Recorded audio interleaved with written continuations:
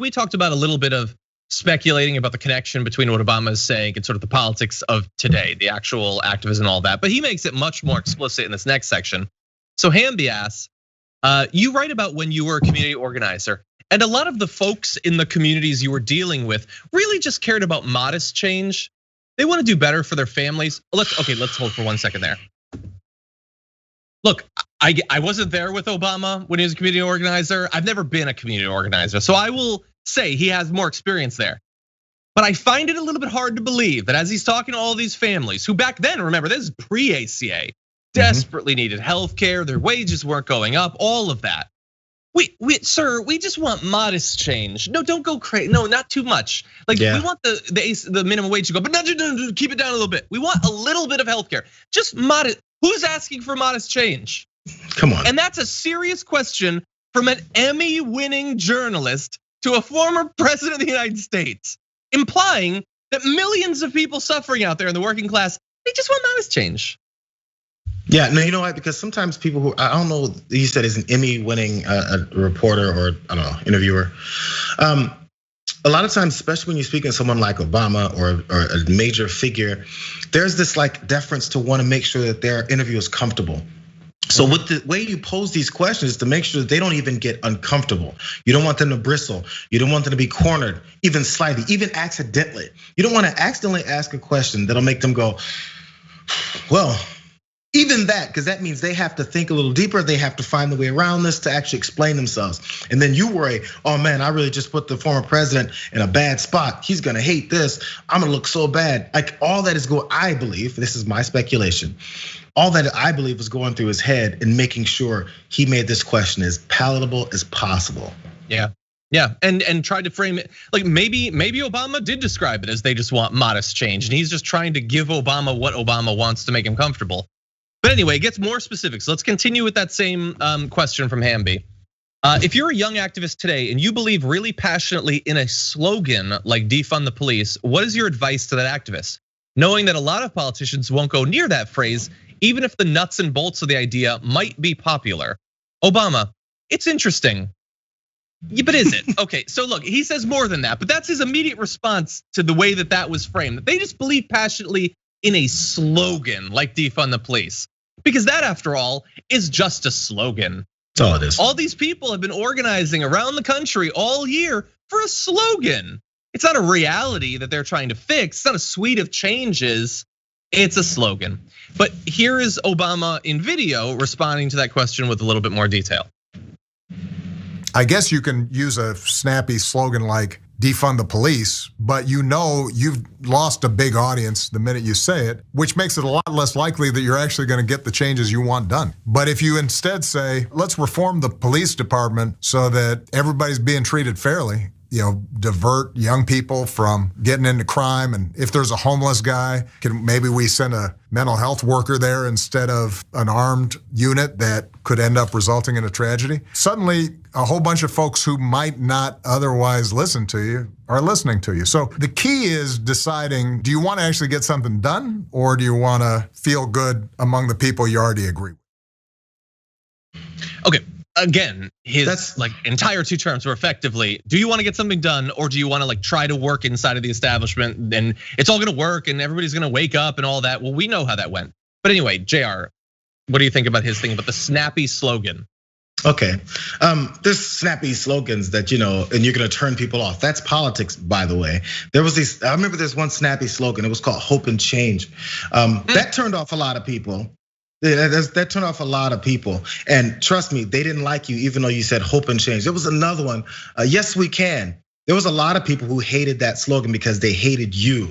So every snappy slogan is gonna end up turning off people politically because they just don't like you or they don't like what you stand for. But why are we concerned with those people? You know who's not concerned with what we think? People who have slogans like fake news. That turns off a lot of people. Do they care? Deep state, that turns off a lot of people. They say, look what the deep state's doing. That turns us off all the time. How come they're not concerned about turning us off? There's another one called a thin blue line, and that's in support of murderous cops. That one turns off a lot of people. They're still doing it. Lock her up. I remember that one. That turned off a lot of people. I still hear them say it. There was this another one where they said, send her back. Send Ilhan Omar back to her country. That was a snappy slogan. It caught on at some rallies. There was one more. It was called Jews will not replace us. That was a snappy slogan. No one pushed that one back, did they? No, this president supported those people. When are we gonna start criticizing the people that supported other snappy slogans that turned off people? There's one more really good snappy slogan that I remembered. It's called Black Lives Matter. These same people that don't like defund the police also don't like that stupid snappy slogan, Black Lives Matter. Are we gonna stop using that one? Are we gonna stop using that one now because they don't like that one either? Because they said all lives matter, not just the black ones, but they purposely misinterpret the meaning of it the same way that they purposely misinterpret the meaning of defund the police. So please, the snappy slogans are always gonna be there. You're gonna come up with another one the next time Biden comes in and gets inaugurated. So no more disputing snappy slogans to worry about turning off a-holes. I don't care. A-holes are already turned off. I don't need any more care about what they feel. What they feel is opposition to the betterment of this country. So I have nothing to say to them except shut up and get out of the way. One more snappy slogan. How about shut up and get out of the way? They're not gonna like that one either. No, maybe they'll like build back better. Snappy slogan. Anyway, yeah, so look, it's a reporter talking to the president. The president hasn't changed in any way effectively in like the last 4 years. Still thinks that we're still back in that past time. He's better than some of them. He doesn't think we're in the Reagan years, but he definitely thinks we're still in the first year of his presidency because he doesn't get what the Republicans are. Speaking with a reporter who's not gonna challenge him, he's gonna present everything in a really friendly and easy to digest way for a centrist. But what Obama just said right there is, so at the end of the day, what do you wanna get something done? Or do you want to engage in this thing that makes you feel better and it's snappy or whatever? Okay, so you don't like that, obviously. So you're implying that the other side is getting something done. So let's rewind then and go back before all these protests because those were counterproductive. They were a waste of time around snappy slogans. Okay, so what was the Democratic Party doing to fix all these problems before all that? What? I don't know. Apparently they were trying to get something done. Was the country talking about it then? Was it a major thing that people were suddenly wondering, can we fundamentally rethink how policing works? Were they doing all that? And like, I know he's not talking about the Green New Deal there, but this same conversation was happening with that. It's too crazy. It's too crazy, like you're too emotional, you're gonna spend too much money. Do you really wanna get something done or do you wanna talk about a Green New Deal? So what were you doing before then? Like here is what happens basically. The actual lifeblood of the Democratic Party, if it's gonna have any, is gonna be these stupid, pointless, counterproductive young people with their snappy slogans. And they bring up these things that fundamentally change how America thinks about these topics, whether it's criminal justice or it's the environment, and gets them thinking about the possibility of real change. Now, is that attacked by the right? Yes, in both cases, whether it's all lives matter or if it's defend the police or it's attacking the Green New Deal, the right is going to attack that. You know why? Because this is politics and that's gonna happen.